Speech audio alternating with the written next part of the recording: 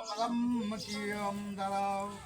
किए दूसरे गतो साधो सत्यनारायण प्रभो जिज्ञासां कृतवानं साधो किमत्नवो निश्चितं ततो महाजनो मत्तो हेल्या च प्राश्रवे कथं प्रवक्ष्यति भो दण्डिं मुद्राने तो किमक्षति सूत्वा च सोनकादिक ऋषियों से कहते हैं कि हे ऋषियों, साधु बनिया यात्रा से पूर्व मंगल कृत करके ब्राह्मणों को धनों देकर अपने रत्नपुर नामक नगर को चला। जब बनिया कुछ मार्ग पर चला तो भगवान विष्णु ने सोचा इसकी परीक्षा लेकर के तो देखूं इस बनिया का हृदय अभी शुद्ध हुआ कि नहीं हुआ। अतः दंडी स्वामी का रूप धारण करके साधु बनिया से प्रश्न करते हैं, हे साधु, तुम्हारी नौका में वर्तमान में क्या है?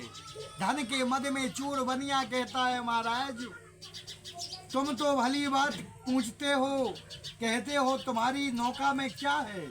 क्या तुम्हारे द्रव्य लेने की इच्छा है? तुम तो यह कहावत चरितार्थ सत्य कर रहे हो कि मांगे भीख और पूछे गांव की जवा।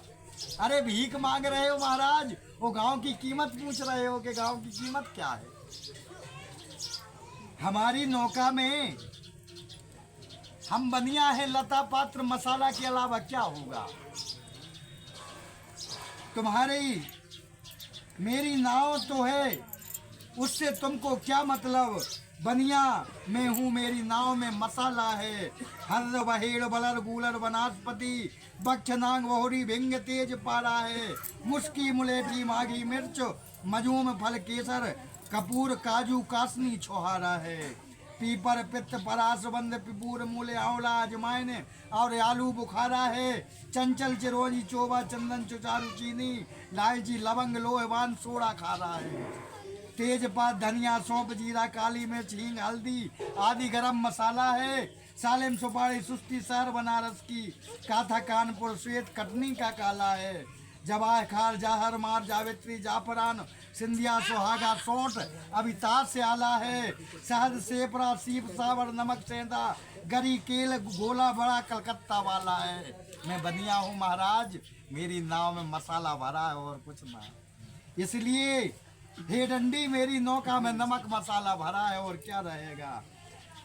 दंडी स्वामी ने इस प्रकार बनिया का निष्ठुर वचन सुनकर के भगवान ने कहा कि आपका वचन सत्य हो, जो आप कह रहे हो वही हो। दंडी महाराज इस प्रकार कह कर के अंतर ध्यान हो गए, आगे चल पड़े। सिंधु के समीप ही एक जगह पर बैठ गए कुछ आगे जाकर के। इस उनके जाने के बाद बनिया ने अपनी नित्य कर्म किया करके 10-50 नौका की ओर देखा तो नौका जल के ऊपर उतरा रही थी। वह विस्मय में पड़ गया कि जब उसने नौका पर चढ़कर देखा तो नौका में जवाहरात की जगह लता पात्र मिला। बनिया मूर्छित होकर के पृथ्वी पर गिर गया, बेहोश हो गया।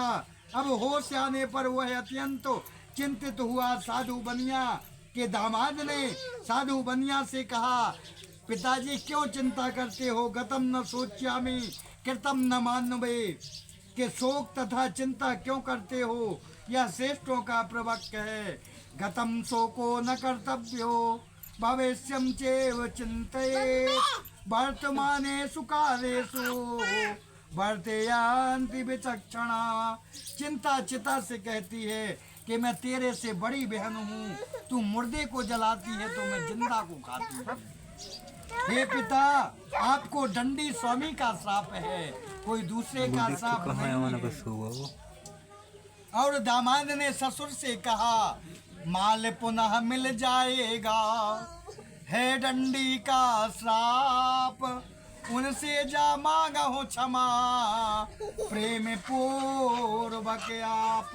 इसमें संदेह नहीं, आपका जवाहरात पुनः मिल जाएगा, परंतु जिसका आपने अपमान किया पिताजी, उसी के पास जाकर के क्षमा मांगो।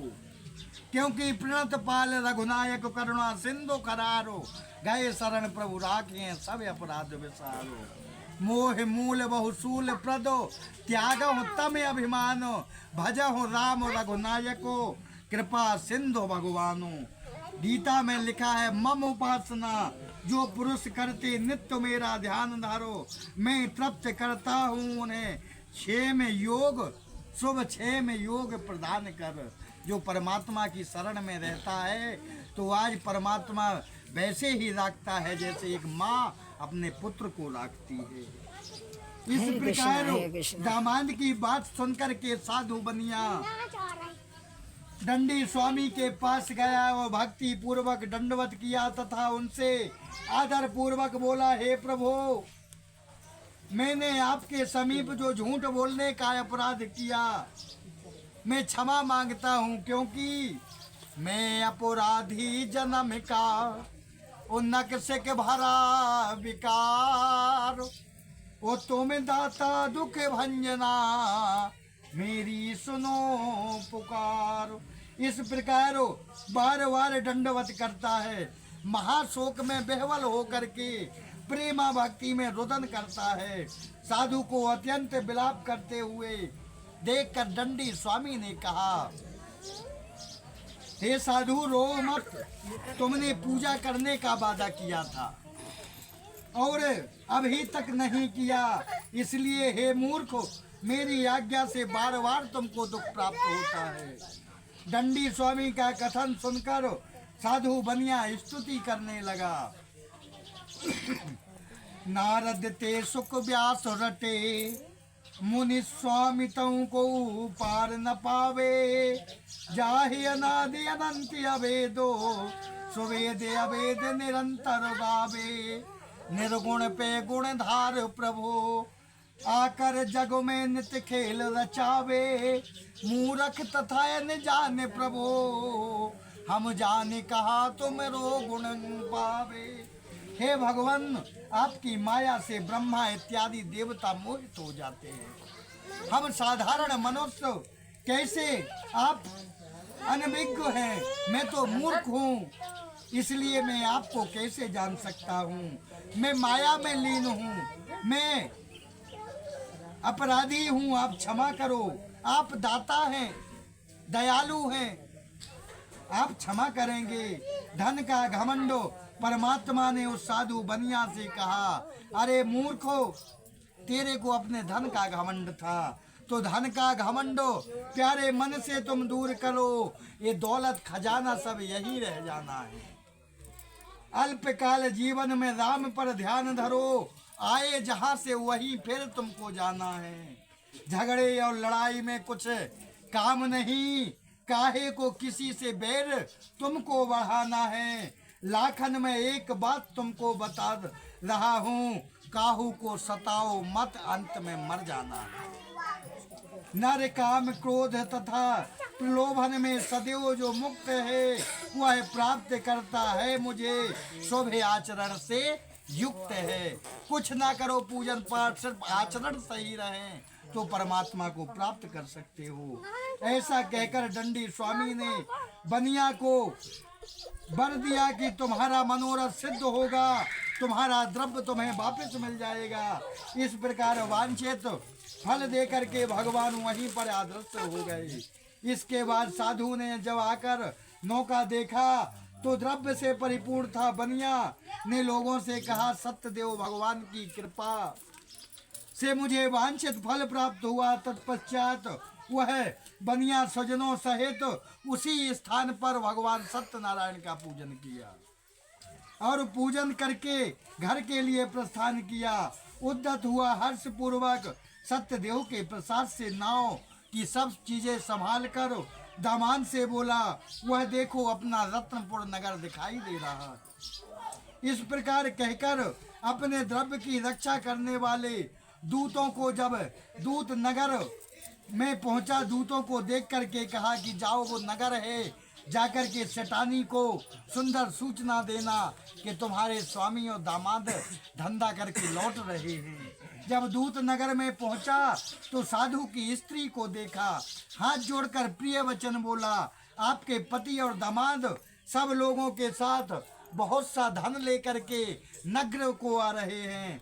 नगर के समीप पहुंच चुके हैं। दूत के मुख से वचन सुनकर उस पतिव्रता पत्नी ने प्रसन्न चित्त होकर अपनी कन्या से कहा, बेटी तू सत्यनारायण का पूजन कर, मैं अपने पति के दर्शन करने जाती हूँ और दर्शन करके मैं शीघ्र वापस आती हूँ। ऐसा कहकर के वह अपने पति का दर्शन करने चली गई। कलावती ने अपनी माता की इस तरह की बात सुनकर शीघ्र सत्यदेव का पूजन किया, समाप्त कर दिया और भगवान का प्रसाद बिना ग्रहण किए वही छोड़ करके चल पड़ी। चल दी। इससे भगवान ने रुष्ट होकर के उसके पति को नाव सहित जल में डुबो दिया। इसलिए कलावती अपने पति के दर्शन ना कर सकी और महाशोक में बेहवल होकर के रोदन करती हुई भूमि पर गिर पड़ी। हे विधना तो हमें काहे बिगाड़ा, जो अस्य आयुष पे दुख ढारा, बिन पति के मोर कहाँ ठिकाना, यही ते तो अच्छा मर जाना।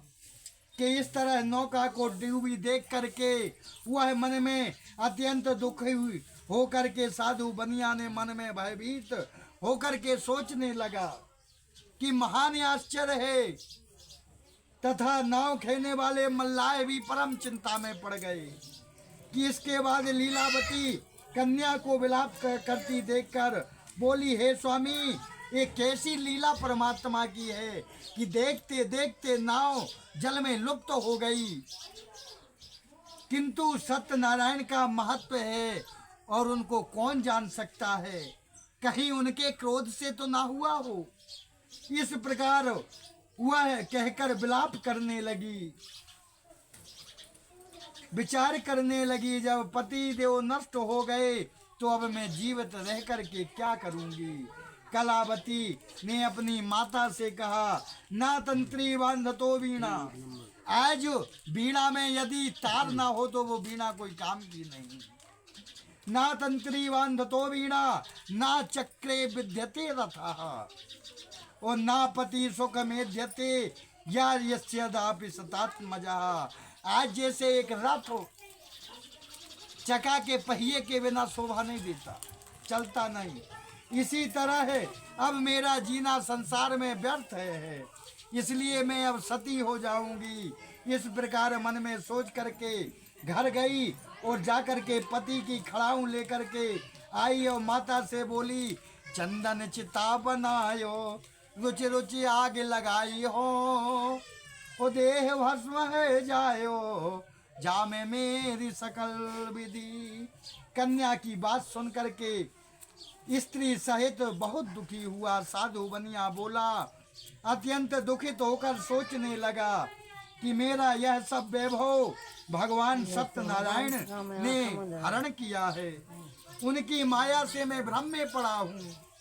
तत्पश्चात उस बनिया ने सबको एकत्र किया और उनके सामने अपना मनोरथ प्रकट किया कि यदि मेरा कष्ट सत्यनारायण स्वामी दूर करेंगे तो मैं अपने ऐश्वर्य के साथ भव्यता से उनका पूजन करूंगा, क्योंकि बारंबार मेरी अज्ञानता से मेरे को दुख प्राप्त होता है, कष्ट होता है, और मेरा कष्ट निवारण परमात्मा करते हैं। ऐति अब उन्हीं की शरण में मैं हूँ, मेरा कष्ट दूर करेंगे। और कहते कहते वैश्य प्रेम में बेहवल होकर के सत्यनारायण की प्रार्थना करने लगा। हे प्रभु, आपके मर्म को कौन जान सकता है। प्रार्थना करने लगा, कृपा की न होती जो आदत तुम्हारी, तो सुनी ही रहती अदालत तुम्हारी। जो मुल्जिम न होते न तुम होते हाकिम, तो न हर घर में होती इबादत तुम्हारी। प्रभु मुझसे गलती जो कुछ भी हुई हो, कृपा करके उसको संहारो मुरारी। कृपा की न होती जो आदत तुम्हारी। ऐसा कह करके बार बार प्रेम में बेहवल होकर के पृथ्वी पर गिर गया। बारंबार दंडवत किया, तब दीन दयालु परमात्मा प्रसन्न हुए। तत्पश्चात आकाशवाणी हुई कि हे साधु, तेरी कन्या मेरा प्रसाद त्याग करके अपने पति का दर्शन करना चाहती है, इसलिए प्रसाद त्याग करके चली आई तो अपने पति के दर्शन नहीं कर पाई। और तेरी यह कन्या पुनः वापस जाकर के घर जाकर के प्रसाद खाए और प्रसाद खा करके पुनः आएगी तो निस्संदेह इसका पति इसको नाव पर दर्शन देगा। कन्या ने गगन मंडल में आकाशवाणी सुनकर शीघ्र घर आकर प्रसाद खाया। तत्पश्चात जब वह फिर उस स्थान पर वापस आई तो स्वजनों के सहित अपने पति देव को देखा। अंतर कन्या ने अपने पिता से कहा, अब घर चलो, विलंब क्यों करते हो। कन्या की बात सुनकर के उसी समय सत्यनारायण स्वामी विधि पूर्वक पूजन करके द्रव्य बंधुओं के सहित आनंद पूर्वक घर ले गया। इसके पश्चात वह हर पूर्णमासी और संक्रांति को सत्यनारायण स्वामी का पूजन करने लगा। शौनकादिक ऋषियों से सूत जी महाराज कहते हैं कि इस प्रकार साधु बनिया व्रत के प्रभाव से लोक में सुख भोग करके अंत में सत्यलोक को प्राप्त किया और वैकुंठ धाम को गया। बोलिए सत्यनारायण भगवान की। इति श्री सत्यनारायण व्रत कथाम चौथा अध्याय समाप्तः। अथ पंचमो अध्यायः।